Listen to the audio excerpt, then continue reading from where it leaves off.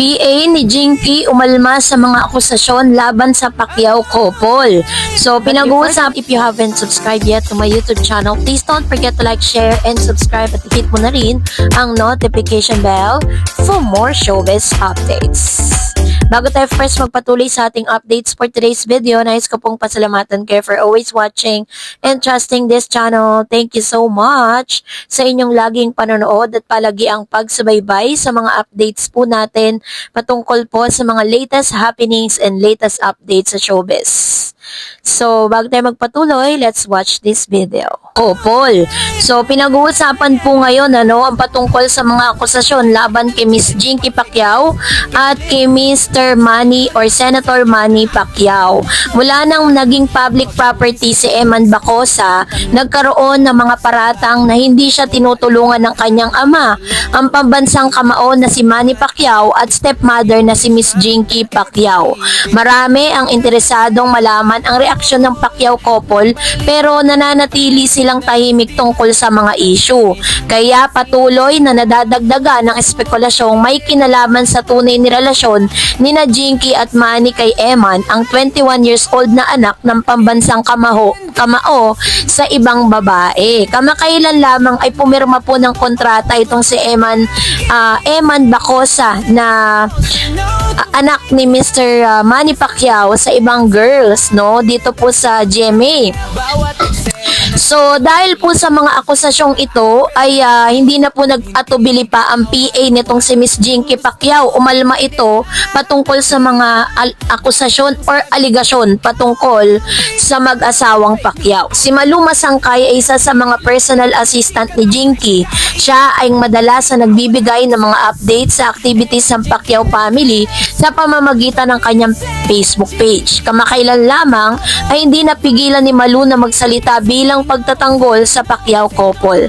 Ayon kay Malu, saksi siya sa kabutihan ni na Jinky at Manny kay Eman, kaya nakiusap ito sa publiko na huwag akusahan ang mag-asawa.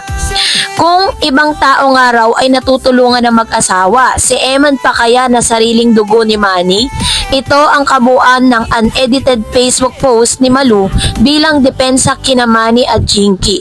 Ako talaga isa ako sa mga naka-witness kasi PA ako ni Madam for how many years. Kung tulong ang pag-uusapan, sobra-sobra ang tulong ni Sir Manny at Madam Jinky kay Mr. Eman. Piano shopping ni Sir Manny, si kasama ng kapatid ni Eman, halos sila nagsha-shopping. Damit, sapatos, kung anong gusto ni Eman. Yun, so para may pagkabisaya yung kanyang post. Isa ako sa mga magpapatotoo na kulang lang pag-usapan kahit kailan di pinabayaan ni Sir Manny ang anak niyang si Eman. Sana naman po wag po kayong manghusga o husgahan man sila. Alam ko na napakabait ng mag-asawa. Kung sa iba nga tumutulong sila, di naman siguro kailangan pa na social media kung ano man ang naitulong nila Sir Manny at Madam Jinky kay Eman. May sariling mensahe rin si Malu para kay Eman, publish as is. Kay Eman, ikaw naman sana Eman, alam mo sa sarili mo kung gaano ka kamahal ng daddy mo. Mahal na mahal ka ng daddy mo, alam mo yan. So, yun yung mga sinabi niya. So, sabi niya pa dito, sa isa sa maikling panayam kay Jinky ay pinahiwatig nitong may mga material na bagay gaya ng apartment, luxury watch at financial na tulong na ibinibigay ni Manny sa anak niya kay Joanna Bacosa.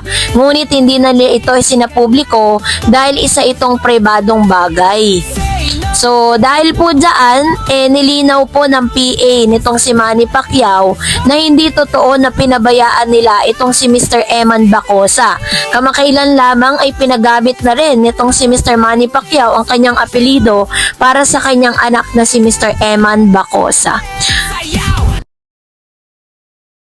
And that's it for today. For more videos and updates, please don't forget to like and subscribe, and please don't forget to follow my Facebook page, Dar Eds TV and Dar Eds channel. God bless everyone.